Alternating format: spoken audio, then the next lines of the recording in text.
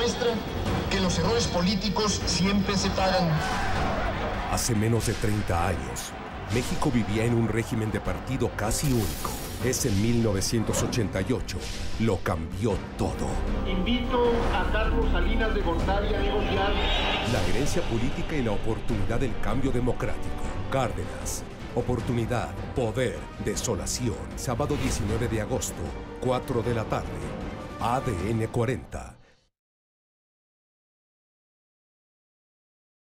Yo veo un instituto electoral ciego, sordo y falto de tacto para sentir así que lo que está denunciando, lo que está pidiendo la ciudadanía. Morena no empleó ningún método ilegal en la elección. ¿Qué pasa con ese movimiento del Edomex? El movimiento sigue. Yo creo que ya es algo que no se va a poder detener. O sea, para dentro de 6 años.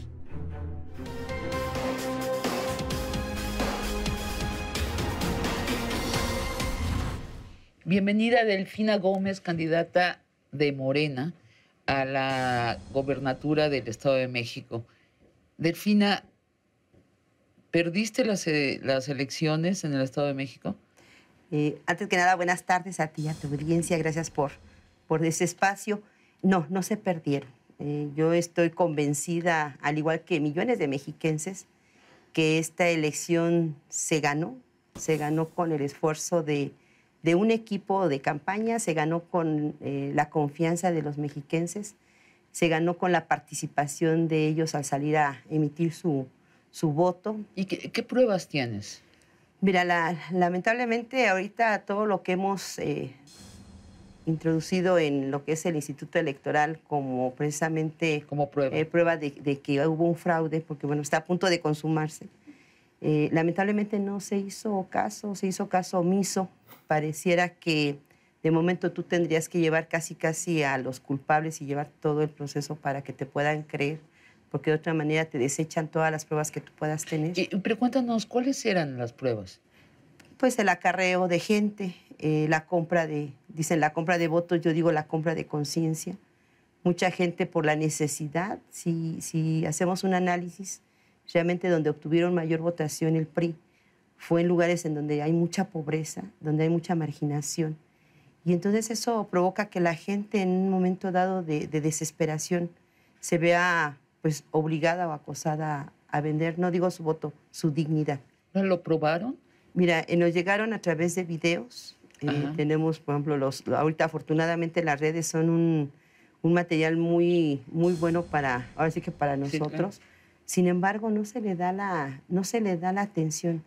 Yo veo un instituto electoral ciego, sordo y falto de tacto para sentir así que lo que está denunciando, lo que está pidiendo la ciudadanía. O sea, déjame preguntarte, Delfina. Morena no empleó ningún método ilegal en la elección. No regalaron becerros, despensas, no compraron los votos, no hicieron acarreo de votantes el día de la elección. No, yo creo que a mí me queda claro, y yo lo decía en todas las manifestaciones que tenía, que lo único que tiene Morena, y yo todavía sigo en eso, lo único que tenemos es nuestro andar y nuestra voz. O sea, no tenemos afortunadamente esas prácticas, al menos yo no las tengo, porque yo sí creo que se debe trabajar la conciencia de la gente, se debe de respetar la decisión de la gente, y además no se tiene todo el recurso como para poder echar a andar tanta situación, ni lo haríamos. ¿Y tú tienes confianza en el Tribunal Federal? Pues, mi primera pregunta al respecto. Mira, sí hay una posibilidad, sí tengo esa posibilidad de confianza, porque ellos fueron los que le hicieron la recomendación precisamente al Tribunal del Estado de México de que dieran atención a las 45 impugnaciones que se mostraron. El Tribunal Local del Estado de México había dicho que no nos había dado carpetazo en ese proceso. Cuando se presentan al Tribunal Federal, bueno, ellos le señalan al Tribunal Local que lo haga. ¿Y sabes qué lo hace? Pero lo hace en una hora, analiza 127 impugnaciones, porque no solamente eran de Morena, sino de otros partidos. Que eso me da pauta de la seriedad que le dan ahora sí que a las impugnaciones, casi 2 por minuto. Eso dices, no, no sé de qué tipo de analistas sean, con qué capacidad tengan, pero lo hicieron muy rápido. Y ahorita lo que quieren volver a hacer es precisamente dar el madruguete para que cuando el Tribunal Federal ya dé su posición, pues ellos van a decir, nosotros ya le dimos ahora sí que la constancia de mayoría. Es lo que no queremos. ¿Y qué pasaría entonces? Pues bueno, se perdería más credibilidad, ¿no? Todavía hay otro recurso, porque ahorita lo que estamos pidiendo es que se haga el conteo de voto por voto. Ahorita si hacen eso, nosotros vendría el otro proceso que es precisamente la evaluación de la elección, en donde ahí también viene un proceso para analizar. ¿Qué es lo que estamos nosotros comentando? Pues de que fue una elección de Estado, porque finalmente las secretarías a nivel federal estuvieron en el Estado de México como nunca habían estado, se preocuparon mucho por los mexiquenses como nunca lo habían hecho. Y bueno, finalmente nada más fueron a prometer. Yo espero que regresen para cumplir lo que prometieron y sigan con esa preocupación para el Estado de México. La otra fue de que mandaron citatorios argumentando que eran de la FEPADE a compañeros que iban a ser representantes en las casillas y que tenían que presentarse porque tenían delito electoral. Muchos compañeros pues, lo que hicieron fue intimidarse, les dio miedo estar en una situación jurídica. Y bueno, eso provocó precisamente algunas acciones de los compañeros de a lo mejor ya no asistir o a lo mejor replegarse tantito por eso, cuando la FEPADE no hizo ninguna de esas situaciones. Y a nivel de la gente, vienes de 8 días de recorrer el Estado de México, 90 kilómetros a pie. Sí, nos faltaron 30. Faltaron 30, 90 kilómetros a pie y de convivir con la gente. ¿Qué respiras en la gente? Yo respiro en la gente que lejos de bajar esa emotividad, esa motivación, ese coraje, esa dignidad, ha resurgido. Y entonces los mexiquenses, prueba de ello fue la caminata, no se les dio nada. Ellos llevaban sus huevos cocidos, su arrocito, gente de las lomas nos llevó tortitas en la noche. Entonces la gente se solidariza tanto que lo ve como un objetivo de grupo. Delfina, hay una cosa que uno como periodista observa en los políticos. Los políticos van con su gente, caminan con su gente, van a mítines donde está su gente, pero su gente pueden ser millones y con todo eso pueden no ser la mayoría. ¿Existe esa posibilidad? Que esa gente que tú ves muy abundante, pues sí es muy abundante, son millones, pero tal vez sí ganó Alfredo del Mazo. ¿Tiene más millones? Yo palpo que no. La gente, no solamente con la que yo he participado o con la que yo he andado, no es solamente gente del partido. Se han sumado gente intelectual, se han sumado jóvenes que no militan en ningún partido y sin embargo le apuestan a un cambio, porque yo creo que este proceso que está pasando en el Estado de México ya no es Delfina, ya no es solamente Morena.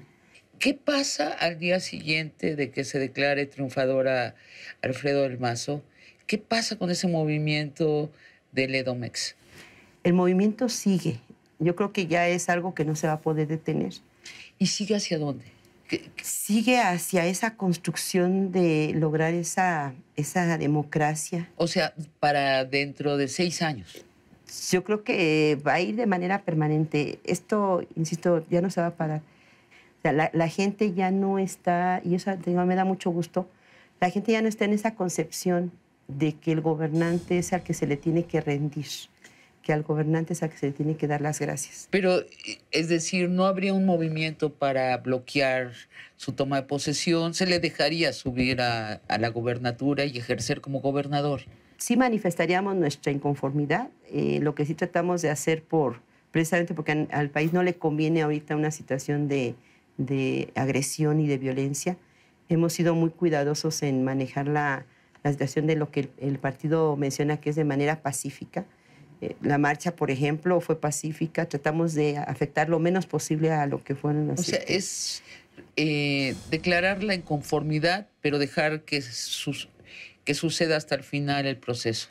Sí, aunque paralelamente asistiríamos a las instancias internacionales. ¿Sí? Sí, ¿A cuáles?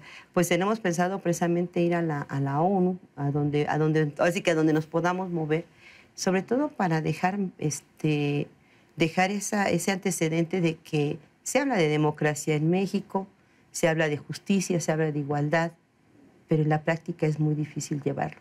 ¿Y qué de cara al 2018? Este es una maqueta. El Edomex siempre ha sido una maqueta de lo que luego sucede en la elección presidencial. ¿Qué prevés? ¿Qué va a pasar? Cuando platicas con Andrés Manuel López Obrador, cómo ven ustedes sus acciones de manera que no vuelva a haber una elección tan discutida en su legalidad? Mira, en primera, efectivamente, es fortalecer más la cuestión de los coordinadores, de los representantes en casilla, el fortalecer esa parte de capacitación. Otro es seguir trabajando la concientización de la gente. Yo creo que cuando se tiene la conciencia ya bien definida, es muy difícil que te mueva algo, a pesar de la necesidad. Fui a Jilotepec, fue uno de los municipios que fui a dar las gracias, que todavía me faltan algunos, pero bueno, ya empezamos con algunos. Y a mí me sorprendió mucho que la gente de Jilotepec, por ejemplo, dentro de su pobreza, dentro de sus necesidades, no perdió su dignidad. O sea, la gente que llegó el día que yo di las gracias, de verdad, gente tan humilde que yo decía, bueno, si yo estuviera en los zapatos de ellos con esas necesidades, a lo mejor igual y me toca la necesidad, ¿no? De a lo mejor poner en riesgo en vilo mi dignidad, y que es preferible a lo mejor aguantar ese cañonazo de 4,000, de 5,000 pesos, pero después tener mejores servicios en salud, en educación, en medio ambiente, en movilidad.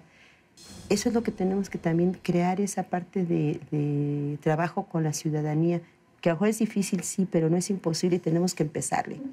Bueno, pues Delfina, muchas gracias por esta plática. Es bastante evidente que vamos a seguir charlando contigo, que no creo que de pronto vas a desaparecer de la escena política, no después de el impacto real que has tenido en la conciencia nacional. Muchas gracias, Delfina. Al contrario, te agradezco a ti y a tu auditorio y seguimos en contacto. Muchas gracias.